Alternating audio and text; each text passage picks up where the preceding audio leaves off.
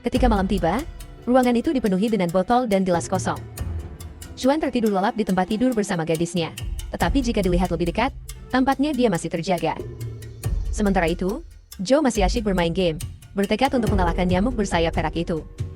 Meskipun dengan semua usahanya, dia terus kalah oleh serangga yang menjengkelkan itu, dan avatarnya terus kehilangan kepala karena monster itu. Setelah bermain sepanjang malam, semua upayanya berakhir dengan kegagalan. Nyamuk itu sebenarnya tidak berada di level legendaris, jadi seharusnya mungkin untuk mengalahkannya. Zhou berpikir bahwa jika dia bisa melancarkan pukulan kekuatan level 9, dia pasti bisa melukainya dengan serius. Namun, karena pukulan itu membutuhkan waktu lama untuk dieksekusi, dia bertanya-tanya apakah dia bisa menggabungkan dengan gerakan berkecepatan tinggi.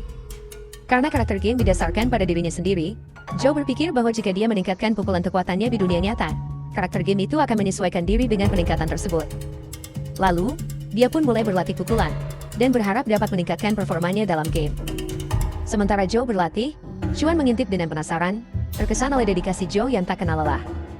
Dia tidak tahu apa yang Zhou latih, dan yang ia tahu itu adalah pukulan 1 inci. Menurutnya cara Zhou terlalu berlebihan. Dia mengabaikannya, berpikir bahwa Zhou mungkin memiliki beberapa keterampilan khusus, tetapi ia tidak melihat sesuatu yang mengesankan dari gerakan Zhou, dan memutuskan untuk kembali tidur. Ujian masuk perguruan tinggi akhirnya tiba, dan Zhou dengan tekun mengisi lembar jawabannya, dan kita juga melihat Li Xuan mengikuti ujian. Setelah ujian selesai dan semua orang keluar, terlihat jelas bahwa ujian itu cukup melelahkan, karena semua orang menampilkan raut wajah kecewa. Beberapa hari kemudian, sebuah bus penuh siswa melaju di jalan raya menuju kota Guida kuno. Di dalamnya, Zhou sedang berenung sangat dalam. Beberapa dekade yang lalu, ketika badai dimensi melanda, retakan dimensi terbuka di kota itu, mengubahnya menjadi wilayah dengan berbagai hewan dan tumbuhan yang bermutasi. Pasukan ditempatkan di kota itu, dan tidak ada yang diizinkan masuk tanpa izin. Ujian pertarungan yang sebenarnya akan segera dimulai di kota yang menyeramkan ini.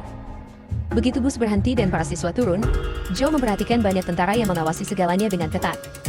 Sambil menunggu anggota timnya, dia melihat sekeliling dan membaca papan besar yang bertuliskan Provinsi Guida. Di sebelah papan itu, dia melihat tanda simbol yang mencurigakan. Tiba-tiba, teleponnya berdering. Zhou yakin itu adalah panggilan dari sang ayah, jadi dia pun mengeluarkan teleponnya. Namun yang mengejutkan, itu adalah telepon misterius yang dia gunakan untuk bermain game. Telepon ini sebelumnya tidak pernah melakukan atau menerima panggilan, dan juga tidak pernah bergetar. Jadi sangat aneh bahwa telepon ini sekarang berdering. Yang lebih mengejutkan lagi, ada aplikasi kamera yang tiba-tiba aktif. Zhou membuka aplikasi itu, tetapi tidak yakin apa yang harus dilakukan. Bertanya-tanya apakah dia seharusnya mengambil foto selfie. Dia memutuskan untuk mengambil gambar pemandangan indah di depannya. Namun, tombol cekrek kamera pada telepon misterius itu tidak bisa ditekan.